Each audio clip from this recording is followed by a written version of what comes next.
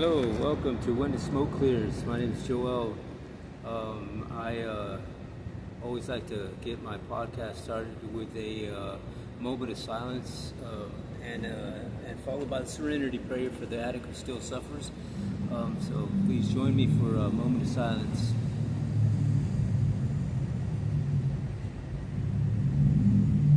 God, grant me the serenity to accept the things I cannot change, the courage to change the things I can, and the wisdom to know the difference. I thank you for joining me in this podcast. I just wanted to make a quick podcast on some few things that happened here today. I always like to shoot a video of something hits my head as far as in my mind of something that I just went through, something that I heard, something that I think may be informative to the community out there that that is in recovery and for the addicts who still suffer. I had a meeting today with with my counselor over at the VA. It's my first time meeting with this particular counselor. The folks at the substance abuse area at the VA clinic on 151, they referred me to this counselor, so I wanted to just share a little bit of the experience that I had, and just to kind of I guess maybe bring some awareness, maybe an eye opener or whatever. I always go back to the references in the big book and the NA book and the Alcoholics Anonymous book that says that addicts are the ones who help other addicts to recovery, and I believe that strongly, and I believe that it's through the stories that through the stories that the addicts and alcoholics share in their meetings, in their podcasts, and just in everyday life. Hearing it from someone that quote unquote is in the front lines of addiction and recovery are the stories that resonate with people who suffer in addiction, because they too are going through similar situations as you, and so it's a whole lot. It resonates, and you can relate to it a whole lot better when it's coming from somebody who's been there, done that, versus somebody who's just studied the mind and how the body works through alcohol and drugs, through studies and stuff like that in a college setting. So for me, being in the front lines of that life is the college, and the experiences of doing it, and using and abusing and getting into that point where you can't get out of it by soul just saying, hey, you know what, I'm going to stop, because in reality you have what the folks in the college world call it is you have a disease, and for us out here in the field like this is that you don't think you have a disease, you just think that you got the wrong set of cards dealt to you in life, and now you're here and you just deal with it, and the only way you know how to deal with it is by using or drinking. So I understand how you feel, because I was that person. I was that guy who was pissed off, who was didn't want to hear the bullshit, and I could stop on my own and nobody's going to tell me what to do. And I was that managed that addict, that manageable addict. I used to work and live my everyday life using and still bringing home a paycheck and that sort of thing. But ultimately, you are your own demise. And the book, in the NA book and Alcohol Anonymous book, they both say that in living that type of life, using and drinking will end up only you'll wind up in institutions, in jail, or death. And let me tell you this, I've wound up in institutions, I've wound up in jail, and the only thing that I'm escaping so far up to date is death, and it's knocked at my door a few times, and by the grace of God, I'm still here, and I'm still here because, God's got a plan for me, my God. I don't know about your God, my God, if it's the same God, but regardless, my higher power says that there is something in store for my life and the journey that I gotta lead, and what I do in that journey is going to reflect on how far I get and what the rewards will be. So as of right now, I feel that my job, my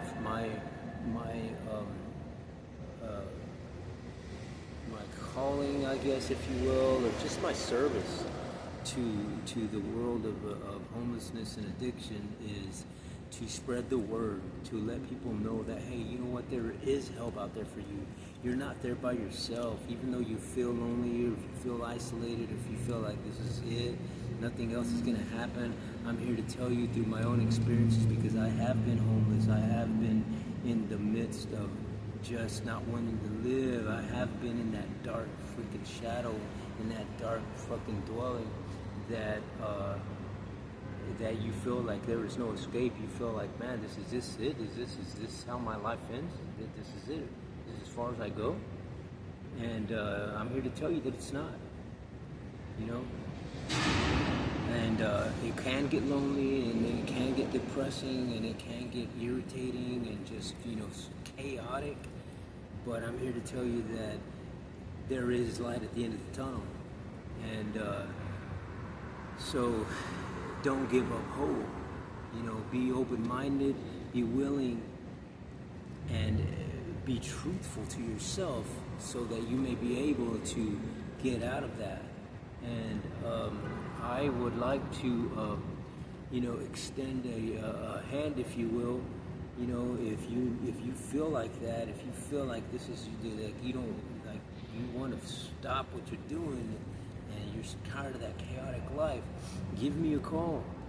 Send me a message through the email, and I'll give you the number and the email at the end of my podcast here, so that I don't mind sharing, because I want to help, and I want people to know that there is help out there.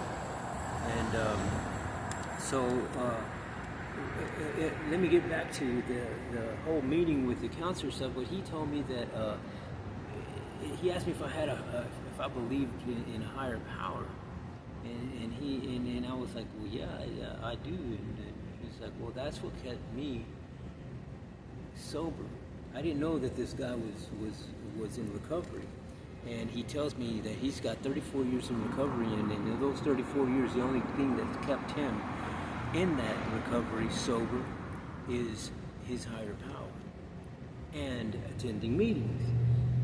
34 years of it. He goes, I might not attend one every day, but I'll either attend the meeting, I'll read something, I'll look at something on my phone, some sort of message, I'll attend the meeting virtually, and I stay connected to my higher power, and that's what keeps me moving. That's what keeps me sober, day in, day out, month after month, minute after minute. Without my higher power and without the meetings, I cannot stay sober. So, just like that Navy chaplain that I talked to earlier today, I'm the same way. And I've gone to a recovery place before. I've gone to rehab before, and my first rehab I went to, I got out of there after a 30-day stay, and I stayed sober for 9 years afterwards. And I was proud of that. But let me tell you, if you do get comfortable, life happens, and life's out there, so it's too easy not to go to the meeting. It's too easy to say, hey, you know what, I've been sober for this long, I got it. Well, that's what I thought, and that's what I did, and it just happened just one time, and I got out of work, and you know, that day thought that, hey, you know what, I got this. You know, I'm gonna go to the bar right down the street from my office. I'm gonna have a freaking drink of Coke or Dr. Pepper, whatever, and I'm gonna watch this game, and that's gonna be it. I could have gone to the game because at that point in my life I had season tickets to the Spurs, but I decided, hey, you know what, it's too late. By the time I get there, it's gonna be halftime, da da da. So I went to the bar to watch the game, and I successfully watched the game. I didn't drink nothing. I watched it, but what happened was there was somebody there that I knew, and they asked me for a ride home. I gave them a ride home, and they get off for a minute, man. Let's let's talk, whatever. So I was like, oh yeah, I'll get off for a minute, and we sat there in the side of his house, and he broke that bolo out. Meth was never my drug, and when I went to rehab the first time, I went for cocaine, and he takes out that bolo and he smokes it, and he's like, hey man, you want some? And I'm sitting there thinking, man, I've been clean this long. I mean, hell, what's a hit? What's a hit? One hit gonna do? You know what I mean? So I grabbed it. I grabbed that bowl, put it to my mouth, I lit it up, I smoked it, and I smoked it every day for 5 years after that. Every single day. I didn't put it down. And in using that drug, I wound up homeless. I lost my thriving HVAC business that I had. I lost my family. I lost my belongings. I mean, I wound up having nothing. Zero. Not even a backpack of clothing. And I could remember, one time just sitting there thinking, man, what the fuck? Where did I go wrong? What the hell did I do so bad in my life that I had all this traumatic bullshit happen to me? And it's hard. It's hard to decipher what it is that you did wrong, or where was it that you went wrong? Where was it that, what could you have done right? And the bottom line is that you couldn't have done nothing right. I mean, we live like addicts, and everything we do is going to always be like that. The key here is to not forget of what got you there. And remembering that if you do just what you did the day before, when you didn't use, you can do it again today. And, I recall saying, man, I should have just went to a meeting. I should have called somebody that day. I should have just said no. But, I didn't, and by the grace of God, 5 years later, after smoking that first hit of meth, I am able to be here today talking to you through this podcast, and I can, by the grace of God, tell you that I'm clean and sober today. And it happened because I went to jail. And the book don't lie. Jail's institutional death. And for me, luckily, it was jail and not death. And, I went to jail and then got, just out of nowhere, a social worker. I don't know how they generate that stuff in jail, but I was able to talk to a social worker for some reason. I didn't ask for one, but they had me talk to somebody. And, they offered me to go to treatment. And, at that point, I was like, okay, if it's going to get me out of jail, I'll go. So, I went, not because I wanted to quit, but just because it was going to get me out of jail so that I can go back and use. And I went through a 60-day program, and in those 60 days, it just, opened my eyes to that summer back in 2005 when I went to my first recovery center. And I could just remember how I felt when my mind was with such clarity of how I wanted to live my life, and how and what I did to get there. And so I was able to start reconnecting with the community of recovery, and foremost my higher power that I had lost along the way, because I replaced drugs with complacency and work. So first opportunity I got, I used. And so now I could throw that in a risk register of things not to do in recovery. And I'm just glad that my higher power was looking out for me, and that allowed me to go to that treatment center. And I'm currently at another center. I got out of the treatment center, and they sent me to a veterans program that's here in San Antonio for addicts and homeless veterans. And because that's where I was addicted to drugs, and I was homeless, and I couldn't get out of it. I was there for 5 fucking years.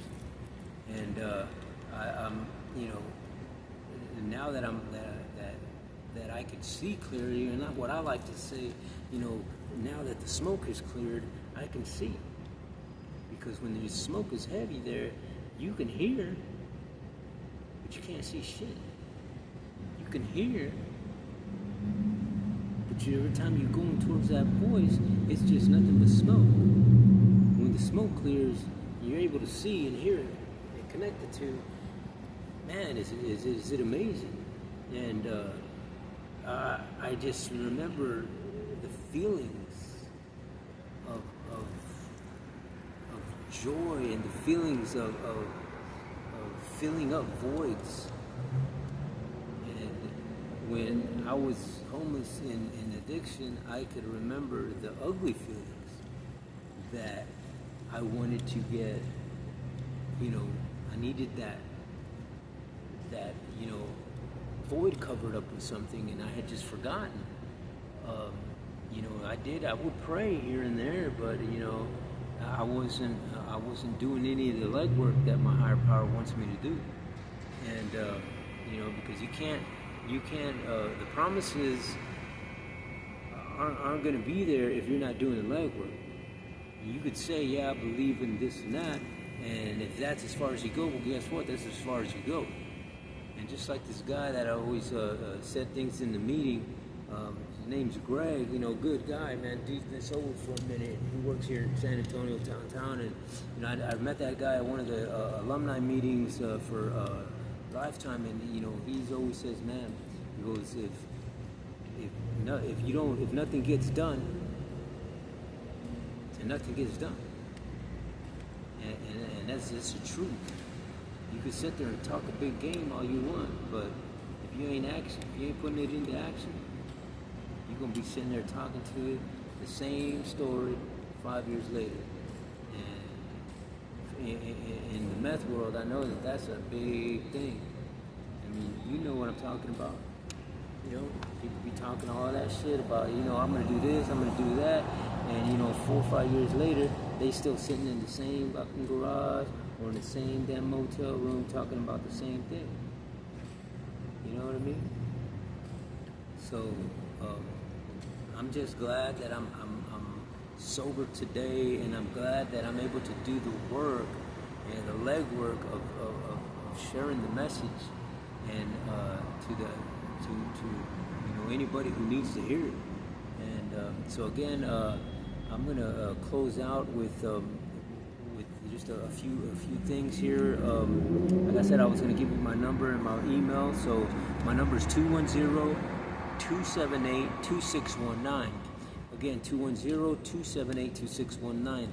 If you need help, if you feel like you're ready to stop, then just give me a call, and I'll do what I can to help you. I'll do what I can to reach out and see what I can, if I can put you through the proper channels and networks to get you to where I'm at, and hopefully it works for you, and then I'll do what I can. And also I like to always give out a few meetings that I know of, because I know people at these different meetings, and they're good folks. I mean, the community's great. So again, the folks in the downtown area, the west side, is the Esperanza Group.